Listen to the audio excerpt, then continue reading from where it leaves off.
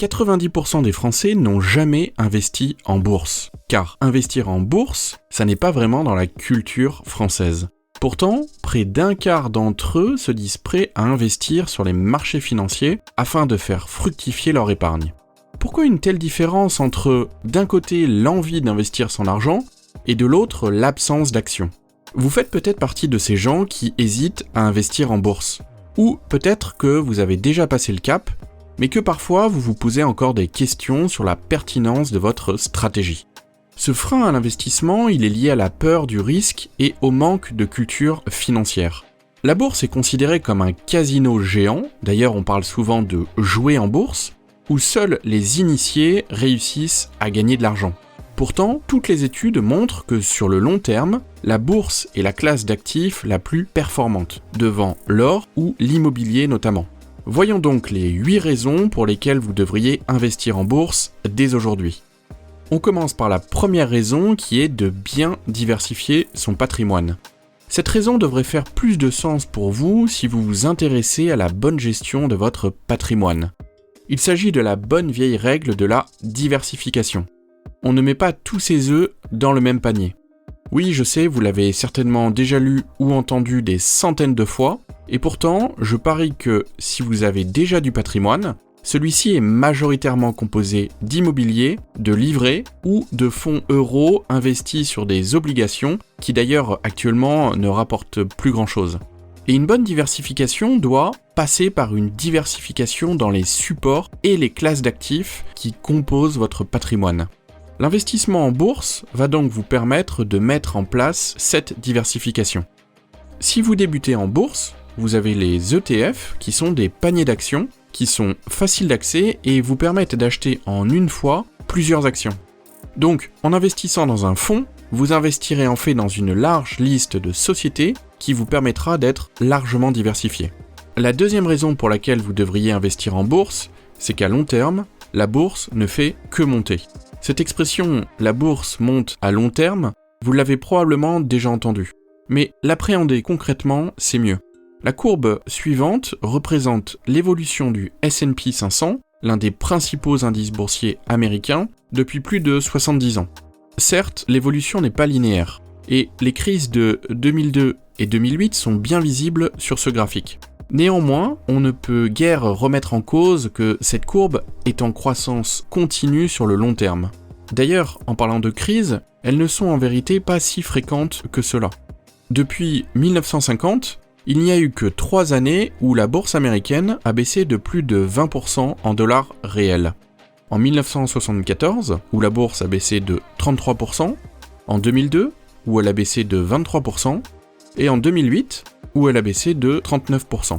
Je suis pratiquement certain que vous vous attendiez à des baisses sévères plus fréquentes. Les baisses très prononcées en bourse sont finalement assez rares. Donc, la performance de l'indice S&P 500 sur une longue période est exceptionnelle. Si l'on remonte à une période plus lointaine que 1950, on va dire 1928, soit juste avant la crise de 1929, la performance annualisée de 1928 à nos jours a été de 9,6% par an. En comparaison, les obligations américaines, c'est-à-dire les prêts à l'État américain, ont eu une performance de 1,8% net d'inflation. Cela veut dire que si vous aviez investi sur le S&P 500 sur 20 ans, vous auriez multiplié la valeur réelle de votre investissement par 3,5. Et vous ne l'auriez multiplié que par 1,4 avec les obligations. Pourquoi cette hausse ? Pourquoi la bourse monte-t-elle à long terme ? En fait, les indices boursiers comme le S&P 500 ou le CAC 40 en France sont structurellement faits pour monter, car ils sont composés par les entreprises les plus représentatives et surtout les plus performantes de l'économie de leur pays. Leur composition change régulièrement pour écarter les entreprises en déclin et intégrer les entreprises qui affichent de belles performances. C'est pour cela que les indices sont faits pour monter à long terme, et logiquement c'est ce qu'ils font. Que vous preniez l'indice allemand, australien, chinois ou français, ils montent tous. Attention cependant, les actions prises individuellement ne montent pas toutes à long terme, loin de là. Pensez par exemple à l'action Orpea, qui, il y a encore 2 ans, était considérée comme une action sûre pour les investisseurs. Depuis, l'action ne vaut plus rien. Une entreprise seule n'est jamais à l'abri d'un accident brisant son modèle. La plupart des entreprises qui étaient dans le S&P 500 ou le CAC 40 dans les années 2000 ont été sorties de ces indices.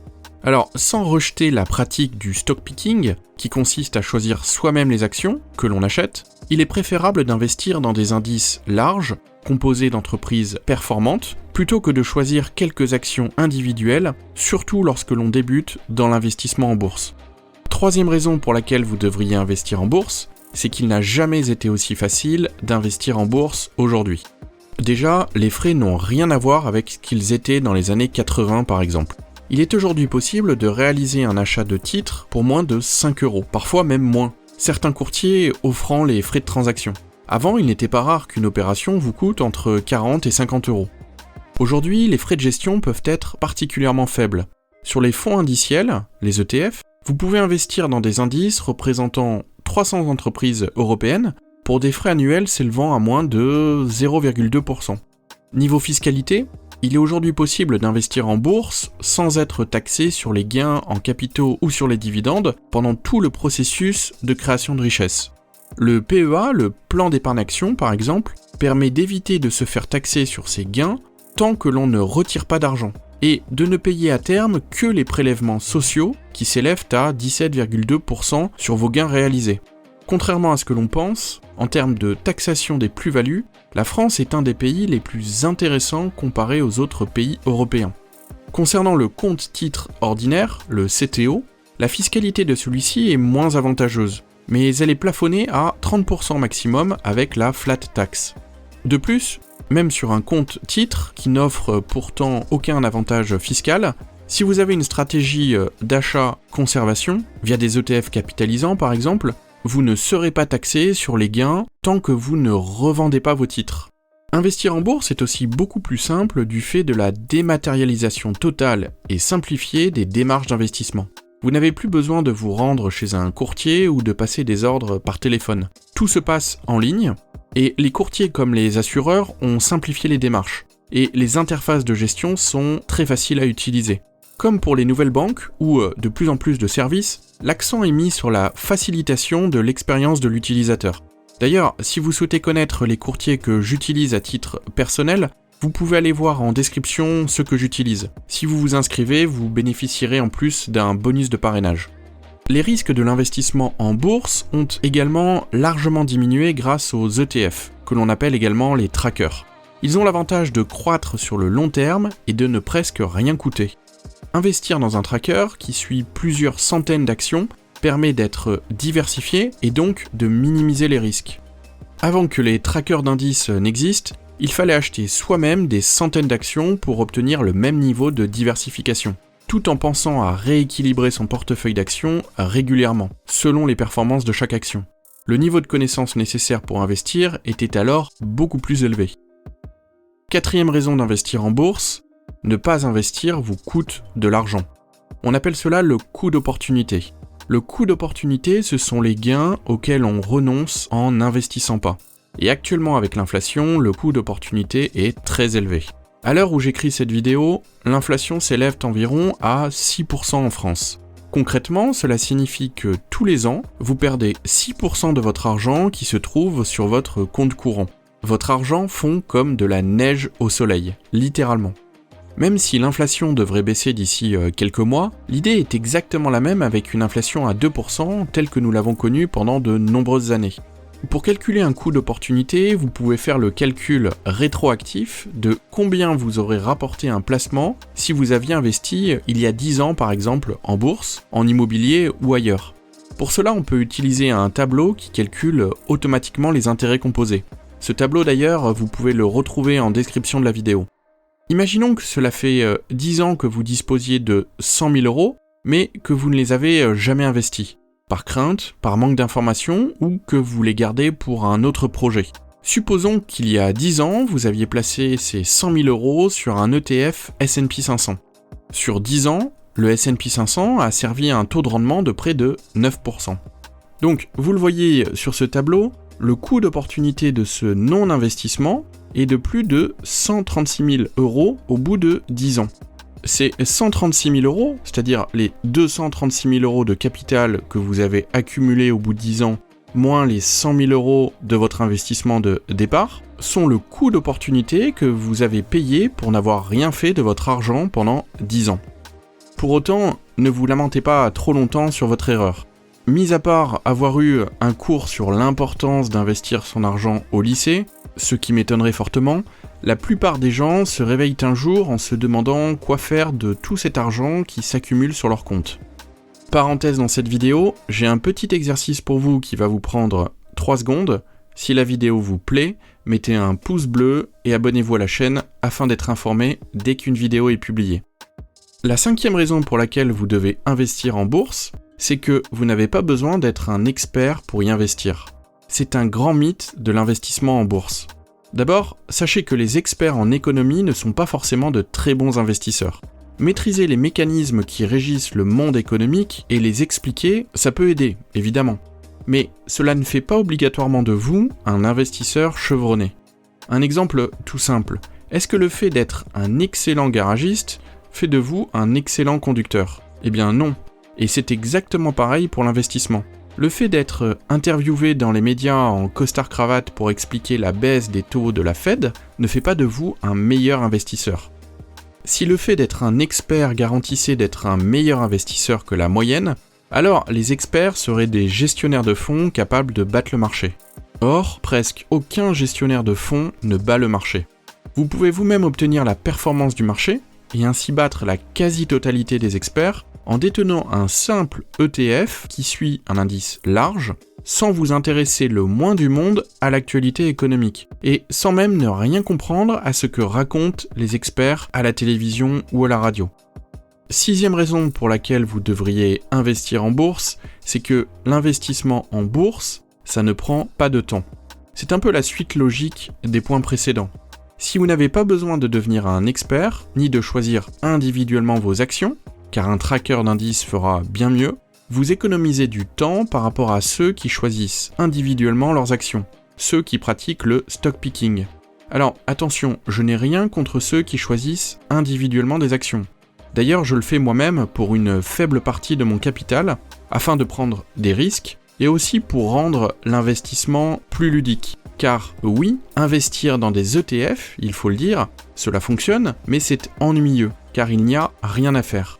Avec les ETF, vous n'avez pas besoin de lire les pages économiques des journaux, suivre les cours de la bourse, écouter les experts afin de sentir la direction des marchés, passer du temps à choisir des actions, vous demander si vous avez fait le bon choix.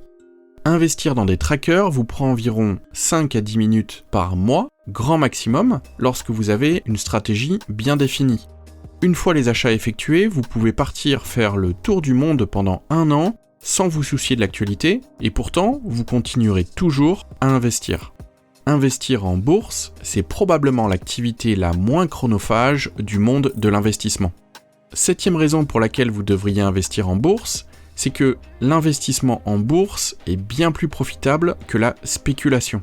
Nous l'avons vu, vous pouvez facilement investir en bourse via des ETF, sans avoir à choisir vos actions, et donc sans avoir à lire la presse économique ou encore à parcourir le forum de Boursorama à la recherche de la bonne information. Ça, c'est de la spéculation. Parce que, quelle est la différence entre investissement et spéculation ? Spéculer, c'est choisir une action ou un actif dans l'espoir d'un gain significatif, dans l'idéal à court terme. Investir, c'est acheter des actifs diversifiés afin de profiter de la hausse naturelle des marchés à long terme. En investissant, on ne choisit pas d'action. On n'essaye pas de lire l'avenir. On investit dans l'ensemble du marché car, à long terme, le marché monte sans cesse. Quelle est la différence en termes de résultats entre les deux approches ? Avec la spéculation, la grande majorité des traders perdent de l'argent, car la plupart d'entre eux ne sont pas suffisamment compétents pour réussir à bien analyser la santé économique des entreprises dont ils achètent les actions. Je suis convaincu que le stock picking peut être rémunérateur pour certaines personnes qui maîtrisent bien le fonctionnement de la bourse, mais pas pour les débutants qui se retrouvent souvent à être écœurés de la bourse au bout de quelques mois. Par contre, en investissant sur un temps long et en vous diversifiant, vous avez plus de 90% de chances, si ce n'est plus, de sortir gagnant. Le graphique qui apparaît vous montre la probabilité de perte selon votre horizon d'investissement sur un ETF MSCI World. Le résultat, il est sans appel. Sur un horizon d'investissement de 15 ans, le risque de perte disparaît totalement. Autrement dit, plus vous investissez sur la durée, meilleures sont vos chances de réaliser des gains. Vous l'avez compris, d'un côté vous avez de fortes probabilités de perdre votre argent avec la spéculation, surtout si vous êtes débutant en bourse, et de l'autre, vous avez 100% de chances de gagner plus d'argent en investissant à long terme et en diversifiant vos actifs. 8e et dernière raison d'investir en bourse, c'est qu'un jour, vous remercierez votre moi du passé pour avoir commencé à investir en bourse.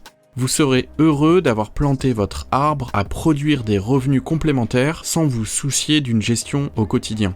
Car investir, c'est comme planter un arbre. Vous n'allez pas espérer manger les fruits de votre arbre dans les 6 prochains mois. Par contre, dans quelques années, vous serez content d'en récolter les fruits et vous vous direz « j'ai vraiment bien fait de planter cet arbre dans mon jardin ».